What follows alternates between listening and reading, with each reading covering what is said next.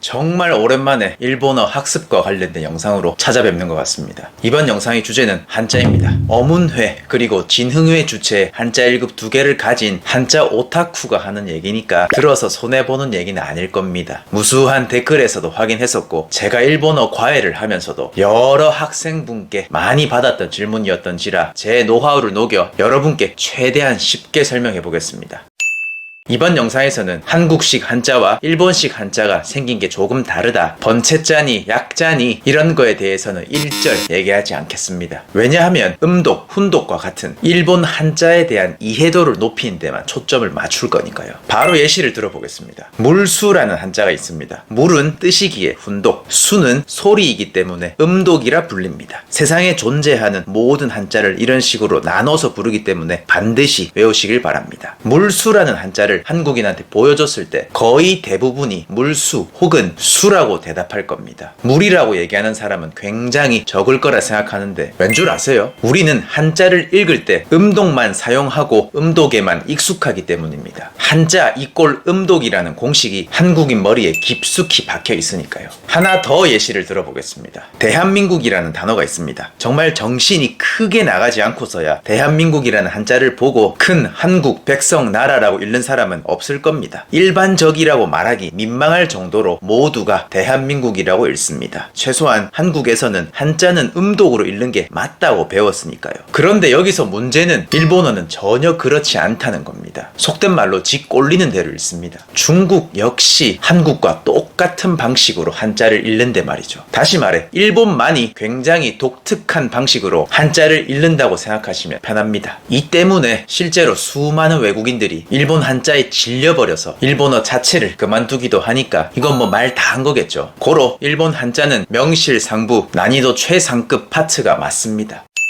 다시 본론으로 돌아와서 좀 전에 제가 일본 한자는 지 꼴리는 대로 읽는다고 말은 했지만 약간의 예외를 제외하면 그래도 어느 정도 규칙은 있습니다. 그나마 불행 중 다행이죠. 지금부터 그 규칙에 대해 말씀드리겠습니다. 좀 전에 예시로 들었던 물수를 다시 소환해 보겠습니다. 이런 식으로 한자 딱 한 글자만 쓴 경우는 훈독으로 읽고 단어로 되어 있으면 음독으로 읽으면 됩니다. 물수 딱 한 글자만 있으면 미즈, 수통, 수요일, 수산물과 같이 한자어로 구성되어 있으면 스이라는 거죠. 당연한 말이겠지만 일본어를 공부하면 할수록 제가 알려드린 구별법과는 다르게 수많은 예외와 마주치게 될 겁니다. 분명히 단어로 되어 있음에도 훈독만으로 읽거나 음독, 훈독, 짬뽕으로 읽거나 하는 경우 말입니다. 그런 예외들은 차라리 그냥 외우는 게 낫습니다. 대표적인 예외가 인명이나 지명인데 이건 이해하려고 해도 애초에 이해할 수 있는 파트가 아닙니다. 거짓말 아니고 일본인도 다 이해 못합니다. 소신 발언 하나 해볼까요? 이런 것까지 다 이해하려고 하면 공부 못합니다. 이런 건 교수님들이나 연구하고 공부하는 분야니까요. 우리 같은 사람들은 효율을 위해서라도 필요에 의해 예외만 따로 외우시길 강력히 추천드립니다. 속는 셈 치고 제 말대로 한자 딱 한 글자면 훈독, 두 글자 이상으로 구성된 한자어면 음독이다 라고 생각하면 한자가 꽤 편해질걸요.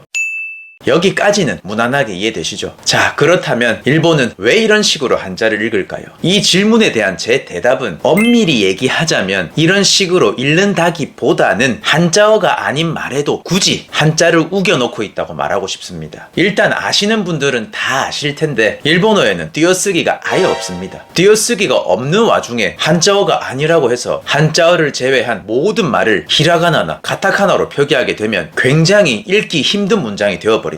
일본어에서 한자의 역할은 한국어의 띄어쓰기만큼 중요한 역할을 담당하고 있거든요. 우리도 띄어쓰기 잘못하면 방에 들어가야 할 아버지가 가방에 들어가고 하지 않습니까? 정확히 딱 그런 느낌입니다. 즉 일본어에서 한자는 이렇게나 중요한 역할을 담당하고 있기 때문에 반대로 한자를 사용하지 않으면 문장 자체가 굉장히 지저분해집니다. 다시 말해 지저분한 문장을 조금이라도 보기 편하게 만들기 위해서 설령 내가 하고 싶은 말이 한자어가 아니더라도 특정 한자와 한자와 뜻만 같다면 그냥 무지성으로 한자를 쑤셔 박는다고 생각해도 무방합니다. 이해를 돕기 위해 다시 물수를 소환해 보겠습니다. 물이라는 말은 절대로 한자가 아닙니다. 그렇죠? 그럼에도 불구하고 일단 물수라는 한자 자체에 물이라는 뜻을 가지곤 있으니까 아싸 잘 걸렸다 하고 물이라고 써야 할 자리에 물수자를 강제로 쑤셔 넣어버리는 느낌이라는 거죠. 다시 한번 얘기하지만 뜻만 같다면 무지성으로 다 때려 박는다 그 말입니다. 왜 이런 짓거리를 하냐고요? 조금 전에 말씀드렸잖아요. 일본어에는 띄어쓰기가 없어서 이렇게라도 안 하면 본인들이 힘들어지기 때문입니다. 글이 됐든 책이 됐든 뭐가 됐든 간에 일단 읽기 편해야 될 거 아닙니까? 누가 이런 방법을 고안해냈는지 잘 모르겠지만 제가 봤을 땐 그래도 그나마 합리적인 선택을 했다는 생각이 들기도 합니다. 그래서 저는 학습자의 이해를 돕기 위해 이런 식으로 어거지로 때려 박은 한자를 가짜 한자라고 부릅니다. 이건 제가 만든 말입니다. 한자어가 아닌 말에도 한자를 썼으니까 가짜 한자. 한 번만 더 정리해 보겠습니다. 한자 딱 한 글자만 있다면 훈독으로 읽어야 하고 훈독으로 읽은 이상 뜻만 맞다고 어거지로 한자를 우겨 넣은 상태이기 때문에 쉽게 표현하자면 가짜 한자로 보면 되겠습니다.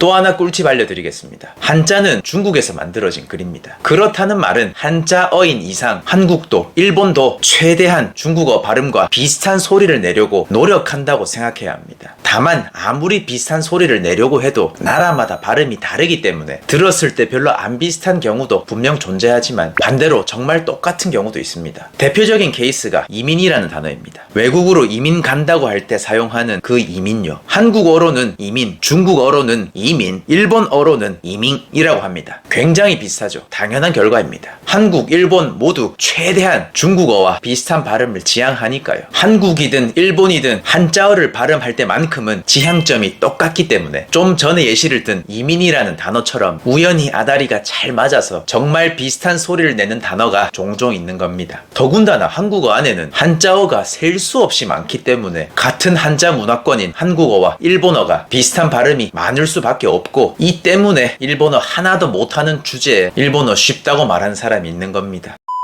저 같은 한자 오타쿠도 이렇게 쭉 얘기하다 보니 진심으로 한글의 위대함을 느낍니다. 한자 문화권임에도 한자 없이 살 수 있는 나라가 되었으니까요. 한자, 저는 정말 좋아하는 글자지만 일반적으로는 절대 그렇지 않을 거라 생각되는데요. 그래도 일본어를 공부하겠다고 마음먹은 이상 굳이 쓸 필요까지는 없다 하더라도 최소한 보고 이해는 할 수 있어야 합니다. 나는 히라가나 카타카나만으로 어떻게든 해보겠다. 5기로라도 한자 따위 과감히 쌩까고 공부해보겠다. 뭐 노력하면 가능할 겁니다. 제가 굳이 말리진 않을 거지만 절대 추천드리고 싶진 않네요. 나는 띄어쓰기 다 쌩까고 한글 잘 배울 수 있다랑 완전히 같은 말이니까요. 그러면 오늘 수업은 이것으로 끝마치도록 하겠습니다.